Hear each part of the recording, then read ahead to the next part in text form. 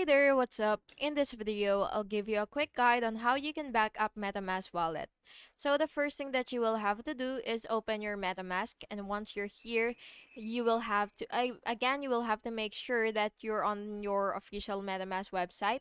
And now that you're here, you will just have to click these three lines right here. And you will just have to click settings and look for security and privacy. And what you will have to do is under the security, you will see secret recovery phrase. So what you will do is you will click manage recovery methods.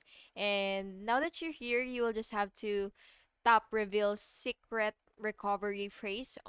So yeah, you will just have to click reveal, and once you've revealed that, you will of course enter your password if prompted, and you will write down the 12-word phrase on paper. And by the way, you should avoid screenshots or storing it online, and keep it in a secure place separate from your devices.